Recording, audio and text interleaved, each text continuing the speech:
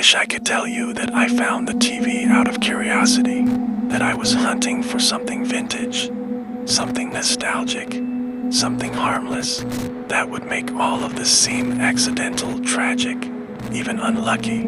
But the truth is simpler and worse. I bought it because it looked lonely. It sat on a folding table, separated from the cracked dishes and rust-eaten tools at the garage sale. The television was an old wood panel box, the kind with a convex glass screen and manual dials.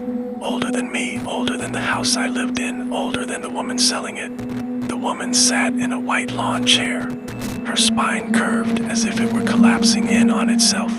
Her eyes were glassy and pink-rimmed, staring just past me, unfocused. Her hands wouldn't stop trembling. The air around her felt wrong, like the echo of a scream. The price sticker, once pink, now sun-bleached, read $10. There was something about it I can't explain, but it felt like it was looking at me, even turned off. I should have walked away, but I didn't. I asked her, "Does it still work?" Her head turned toward me slowly, as if fighting the motion. Her voice was barely a whisper. "It turns on." That wasn't an answer. Not really. But she didn't elaborate and I didn't push. I paid, carried it home. I didn't notice until later that she began crying silently as I drove away. I set the TV in my living room, plugging it in beside the bookshelf. I didn't expect much. Maybe fuzzy channels, maybe nothing at all. But when I turned the dial, the screen flared to life. Not with images, not with broadcasts, just static. A dense, snow-like pattern filled the glass. White flecks flickering so fast they formed a living surface. A soft, constant hiss, layered, textured, like breathing through cloth, filled the room, filled my head. I sat down, oddly calmed by the noise. There's a name for that sound, white noise, but that doesn't do it justice. White noise should feel empty, neutral. The static was full. It was like a crowd whispering at the edge of understanding, like voices layered on voices, layered on sighs, layered on breaths. I stared for minutes without realizing how long I'd been watching. Then the shape appeared. At first, I thought it was just visual pareidolia. A face in clouds, shapes and stains, just the brain forcing order into chaos. But this was not random. A silhouette began to form. Tall, narrow, long arms that hung past where thighs should be. Shoulders hunched forward. Head tilted slightly, as if studying something. Studying me. I blinked. It remained. I moved closer to the screen. The figure moved closer too, not by walking, but by clarity. It sharpened as though it were leaning toward the glass from the inside. Two dark pits where eyes should be. A stretched impression of a mouth, closed, but expectant. My breath fogged the glass. The figure's outline flickered. Once, twice, then disappeared. The static returned to randomness. I turned the TV off, but the hiss didn't stop. The mouth on its face slowly opened, not by dropping the jaw, but by splitting. The skin at the corners of the mouth stretched, strained, then tore, slow, deliberate tearing, the fibers parting like pulled cheese. No sound, just the sight of flesh separating. I stumbled backward and the screen cut to black. Not static, just black, but the room still smelled like copper and wet stone, like something freshly opened. I unplugged the TV again, hard enough to jerk the cord from the socket. I should have thrown it out that night. I should have driven it to a landfill, driven it into a lake, something, anything, but I didn't. I sat up the rest of the night staring into the dark, waiting for the static to return. Didn't. Not then. The third night, the static spoke. Not from the TV. From everywhere. I was in bed when it started. Just a faint crackling noise, like wind moving through dry grass. I sat up, listening, whispering, layered, hundreds of overlapping murmurs, building, rising, converging into one tone. Then a voice. "I see you." The voice was not loud, not threatening. It was intimate, like someone leaning in, lips near the shell of my ear. My body reacted before my mind did.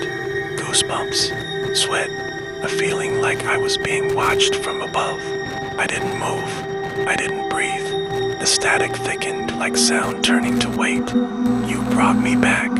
The voice lilted softly, almost fond. I didn't speak. Couldn't. I heard bare feet moving on my bedroom floor. Slow, deliberate. The sound of skin peeling away from carpet with each step. Something leaned over me. It kept my eyes shut. I don't know how long it stood there, but I know this. It was not on the screen anymore. At dawn, I finally opened my eyes. My bedroom was empty, but the carpet beside my bed held tracks. Footprints. Border. Too long. Too narrow. Arches unnaturally high, heels elongated. Toes extended into points. Not human. And the prints were dark. I touched one. It wasn't dirt. It wasn't water. It was something closer to oil, thick, slightly sticky, and cold enough to make my fingers go numb. The trail led out of my room and down the hallway, back to the living room, to the TV, which was off, but the screen was fogged, as though something had been breathing against it all night. I didn't go to work that day. I sat in the kitchen, phone in my hand, but I didn't call anyone. What would I say? Something stepped out of my television and watched me sleep. I wouldn't believe me either. I tried to stay awake. I brewed coffee. I played music. I turned on every light. But sometime after midnight, exhaustion won. I woke to static again. Not from the living room. Not from the TV. From my phone. The screen was on, the display nothing but white static. My laptop static. My microwave static. Every reflective surface in the house. Shimmering static. Like windows into some other room. The house felt occupied. Not by one thing, but by many. I stepped into the hallway. The walls whispered. A susurrus of breath and murmur. Like voices behind drywall. My heart hammered, sick and heavy. The TV was on again. Of course it was. This time, the figure was not standing still. It was moving, slowly, jerking, as though learning to walk. Every motion was wrong. Too fluid in one moment, too jolted in the next, like a puppet animated by conflicting hands. The figure stopped. Then it turned its head toward me. No eyes, but it was looking. The mouth opened again, but this time the tearing was wet.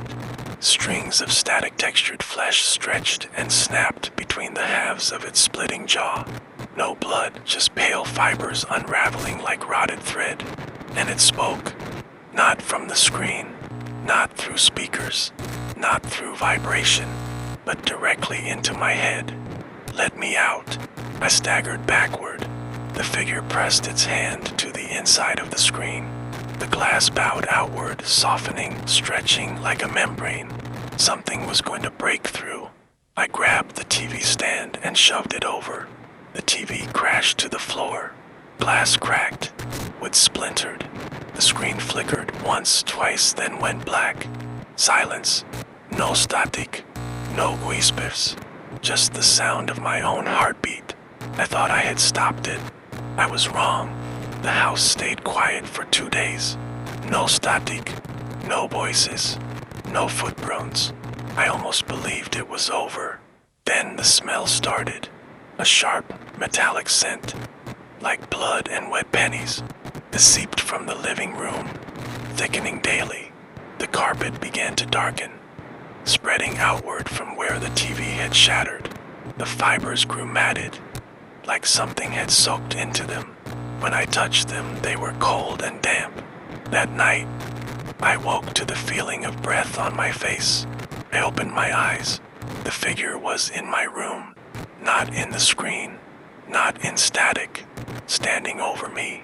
Its skin was slick, semi-translucent, like it had been grown rather than formed.